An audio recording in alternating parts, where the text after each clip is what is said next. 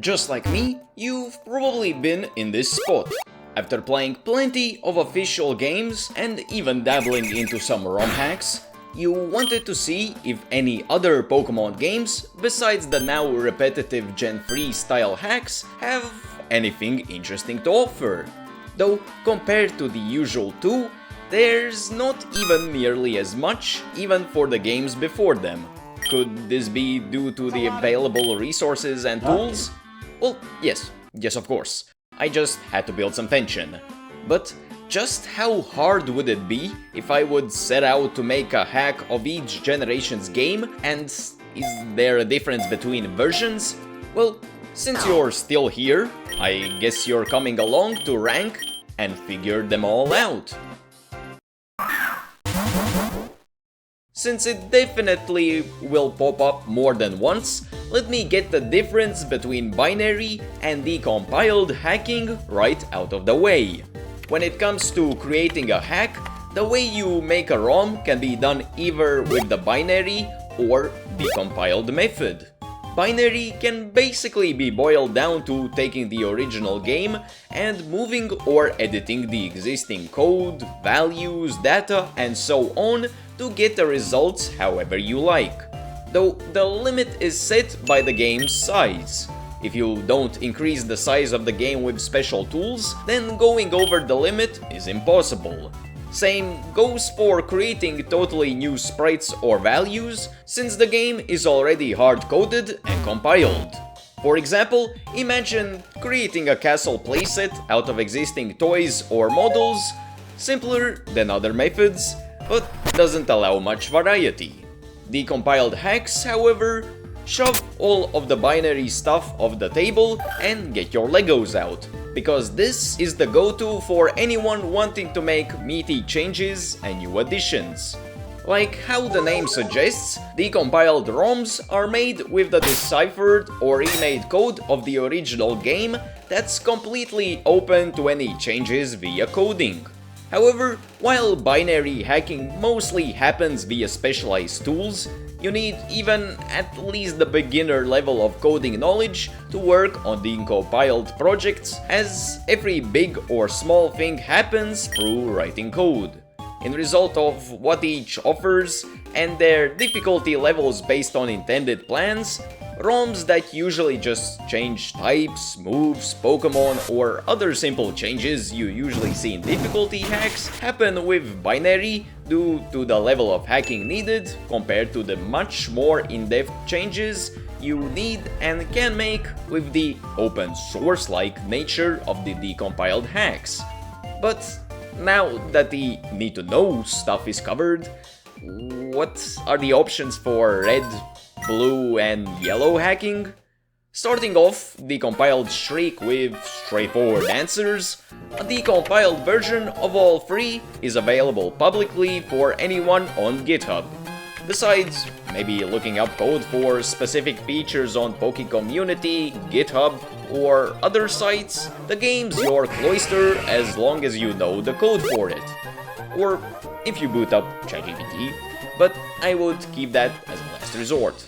As for where we'll get some variety per generation, binary basically boils down to what selection of tools built for specific tasks you can find or can create yourself, or achieve by grueling scouting and going over the hex code. In simple terms, hexadecimals are converted decimals which correlate to specific data in specific offsets. If you know what's where and what's what, make changes based on that. Though, like you can imagine, it's mostly a total pain in the ass, hence the specialized tools. Since there's no one person or group that makes dedicated tools, most of the time the process goes as follows. Open Google, type the game plus what you're looking for, browse around multiple sites until you find it in a forum or dedicated site. Since the third version Pokemon games still offer changes, despite how small they usually are compared to the initial game, the code they are made up of differs from the originals, hence usually not being able to use the same tools unless them being supported for such. Due to ROM hacking really only becoming more commonplace multiple years later, it just made sense for people to make tools and do work on the definitives instead of the originals, making them the usual recommendations for new projects due to better support. So, how easy is it to hack Yellow then? Based on the minuscule amount of tutorials and variety of tools I could find, there's more than enough to get a Pokeball rolling for a basic to somewhat intermediate level hack if you've got the motivation for it. But it's better to learn coding and jump into decompiled projects if you plan to dabble with making your own ROM hacks for a good while. I mean, you got map, text, trainer, item, Pokemon, intro editing tools, and it is just Yellow after all. Would be weird if the first generation wasn't supported at all, so I think you'll do with what's on the table. Though, remember, never use any ROMs other than the dumps you have from your own official copies. We don't want to be on Nintendo's hit list, now do we? Oh, who am I kidding? We were on it the microsecond this video started. Well, might as well rate Gen 1's hackability 7.5 hexes out of 10 decimals. Ain't no getting gold or silver for that score. See what I did? With the longest chapter and all its tutorial filler now out of the way, it'll start going along a bit quicker. Like for example, Gold and Silver might as well not be mentioned outside of the obligatory existing decompiled projects for them too, but to stand out from the trio has that too and actual offerings for the binary side, which is more interesting to discuss anyways.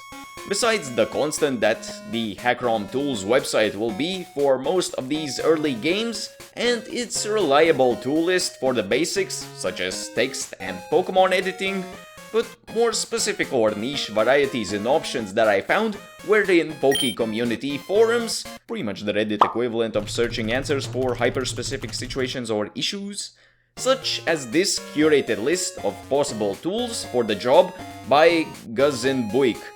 Yeah, no shot I pronounced that correctly. Basically, the way the tools are created is by turning the certain offsets or data in the games, like sprites for sprite editors, or sections of text for text editors, and converting that into a more digestible format with visuals and a user interface from the program format.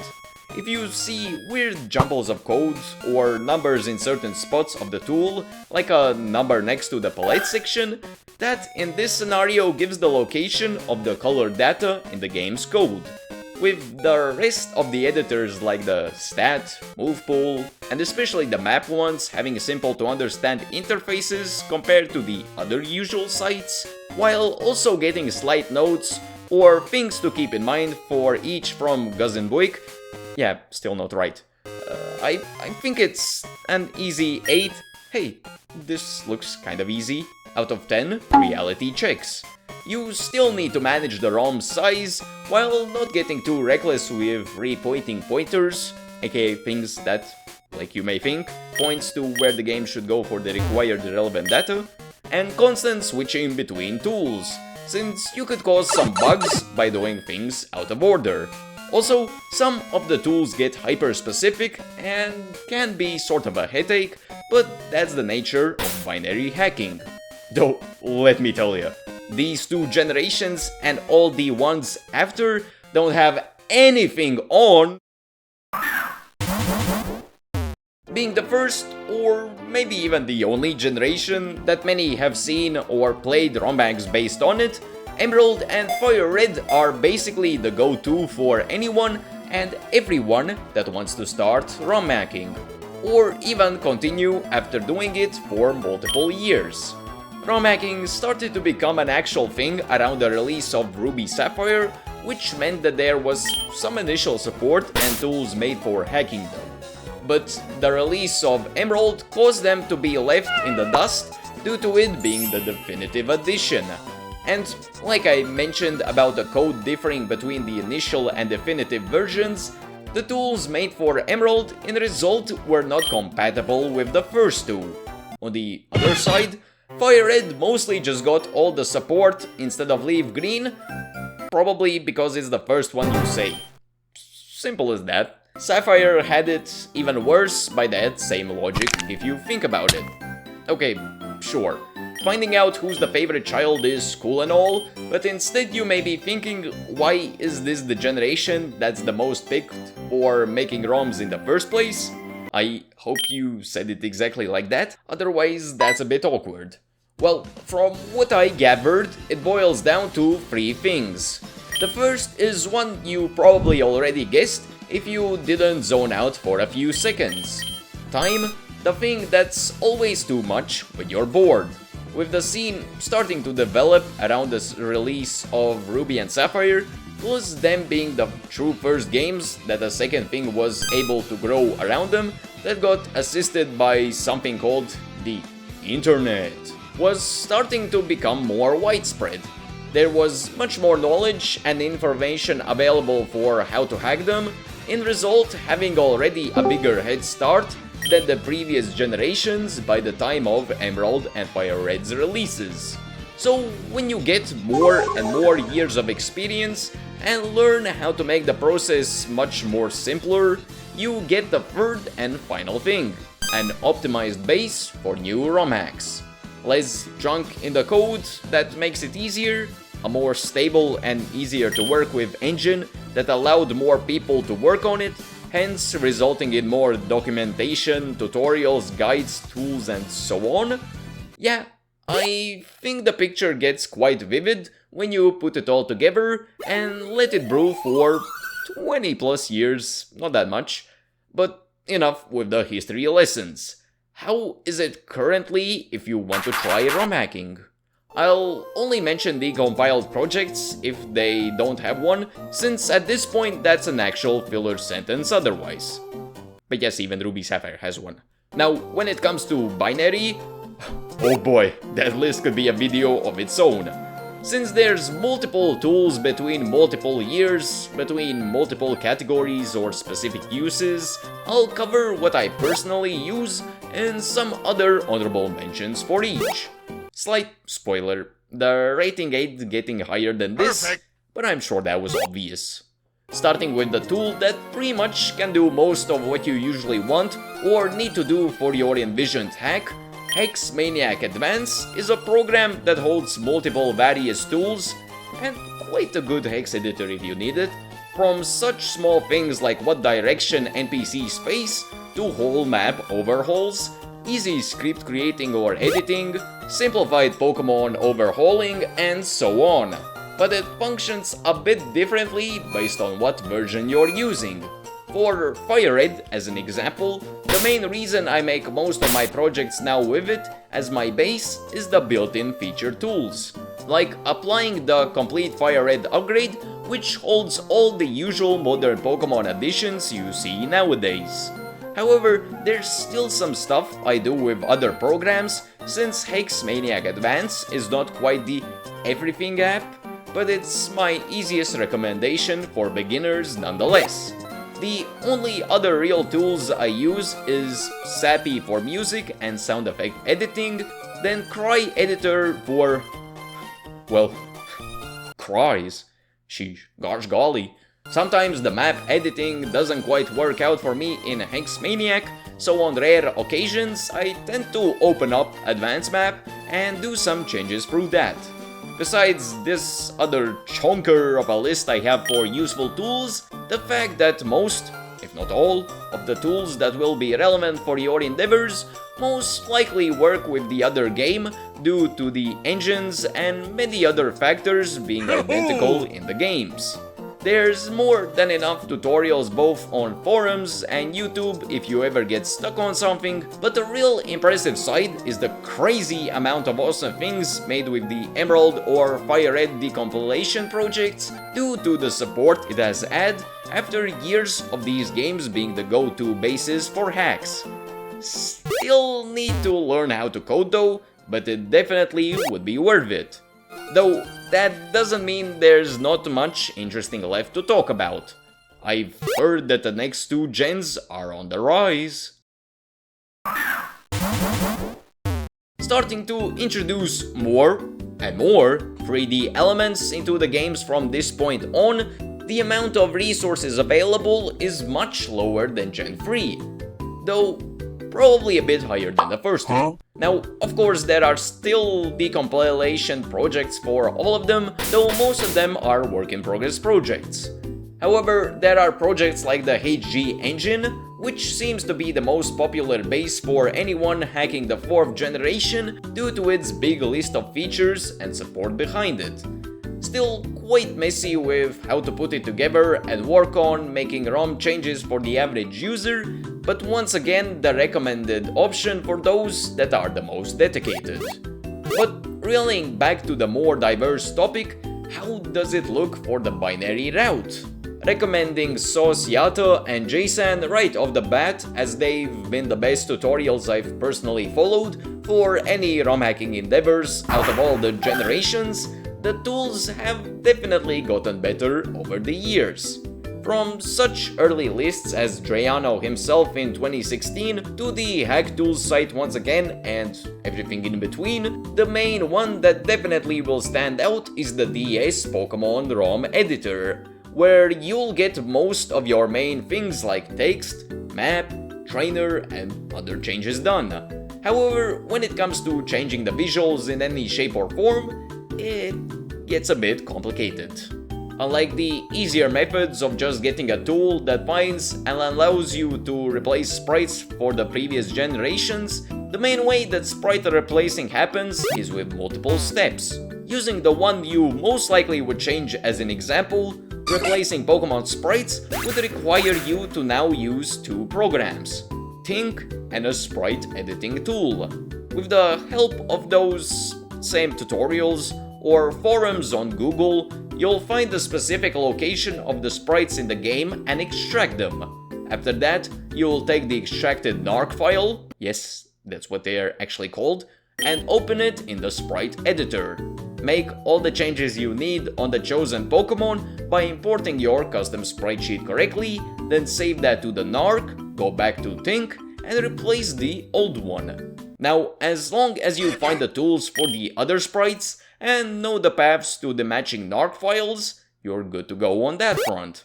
There's a program for overworld sprites that at least makes changing those ones a bit simpler like the previous generations, but besides that, definitely makes you start to feel the difficulty increase, especially since the improvements to binary style of hacking starts to slow down as decompiled hack projects become more and more popular.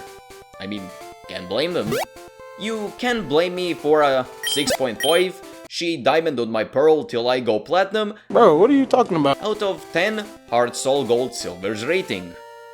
Drop some bars at least. No.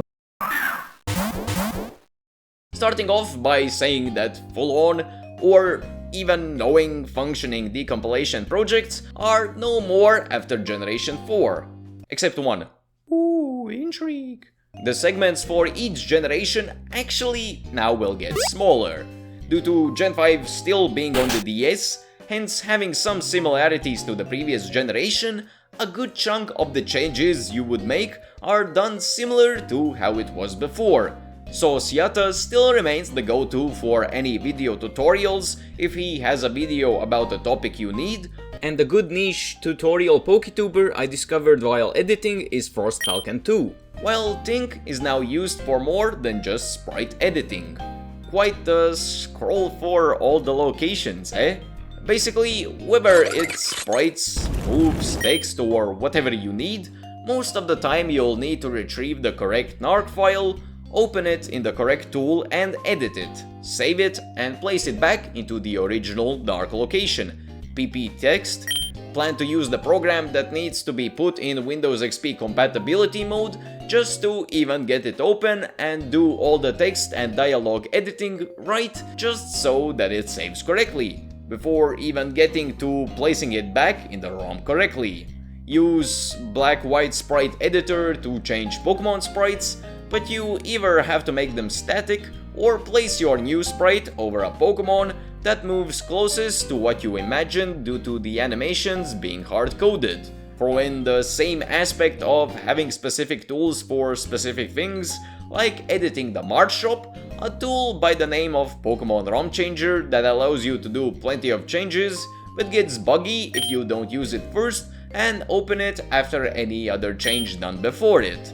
The tool for multiple smaller things, and what's available for editing the map is easy to use or quite impressive respectively.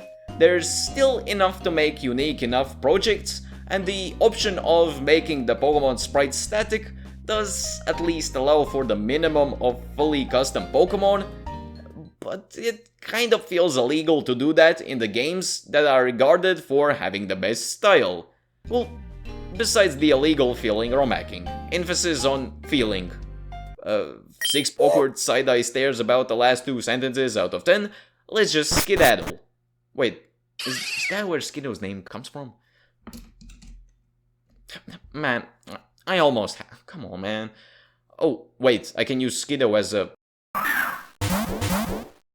Entering the 3D space with full force now, saying that the difficulty of making custom additions to the games being in the highest tier alongside the remaining generations shouldn't be a surprise. But despite the change of systems and dimensions, the way that some of the modding is done still remains similar, requiring multiple tools for the job that's needed for the recycled task of making a dump of the game's files, finding the Pokemon or trainer models file location for what you need, open them in Ohana, which allows you to export the textures and edit them in any photo editing software that supports it, then import it back with Ohana again and save everything to get the result. Model changes have a bit different process, but I'll link guides for in-depth texture and model editing tutorials by u/Indigo Payton down below, so feel free to check that out. There's also ways to edit the music of the game, and the main way of editing the small things like wild encounters, Pokemon data, marts, level up moves, and so on happens the same way for all the 3DS games, with the PK 3DS tool. Input the previously extracted ROM-FS/XAFS files, change what you need, put it back together, and the changes should be there. Get used to no major model or map environment changes, but this is still more than I expected. Being also a bit easier than I thought, but probably just getting used to all the file inputting/outputting from the last 2 generations, I would say that Gen 6 is the easiest you'll get from the 3D era, but since people that want to make vastly different experiences already do it in the Gen 3 and 4 games, I think we can be a bit more lenient with the 3D fellas. 6.5 to give at least some positivity to the 3D games, but let's see how that keeps up. Okay, so from this point onwards, I think we can say that we've entered the "oh hey, I've seen that in a custom then we fight" or modded Nuzlocke series YouTube video era. Either the most well-known instances of the games being changed come from YouTube videos, or the hacks offered are slim amounts of new additions, except one specific game. How do they do that though? Well, mostly the same as before, like I said.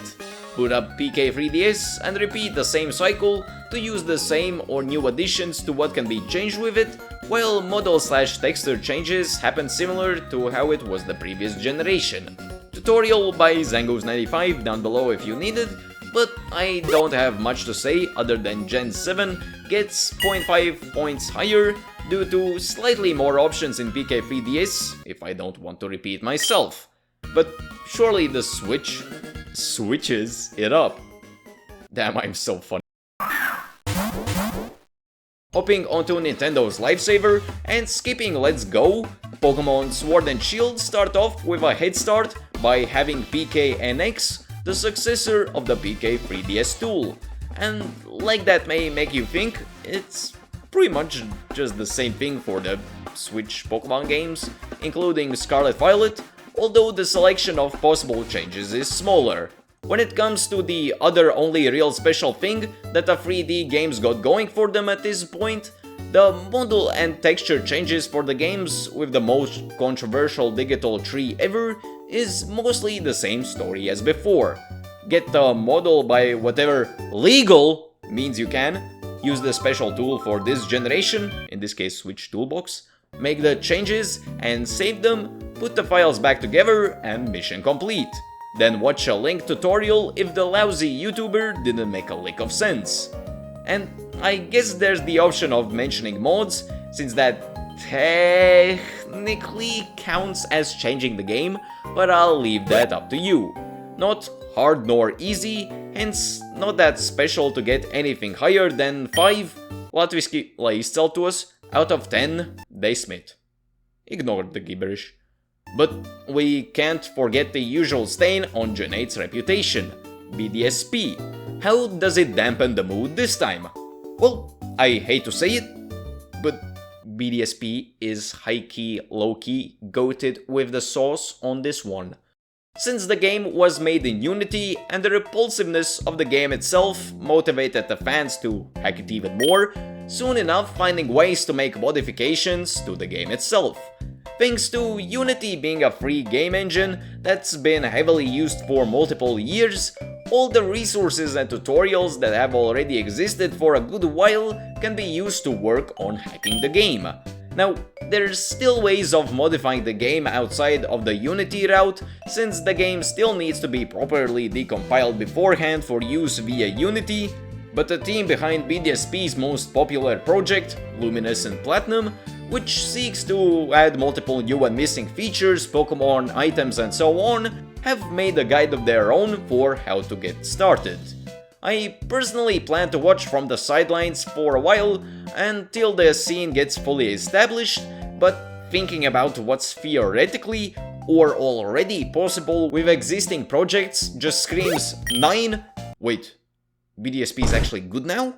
Out of 10, losing a point due to not being quite as accessible as the others and still needing coding knowledge for the Unity option.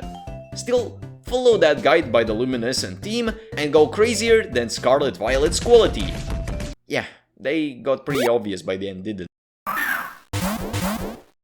You know what? Let's end it off short and simple. What's the options for modding Scarlet Violet and how hard or easy is it? Basically, let's assume that what you want to do is edit the Pokemon and their textures, since there's not much the average Joe can do without in-depth coding programming knowledge besides some text or model editing. Or skating by with PKNX for another generation.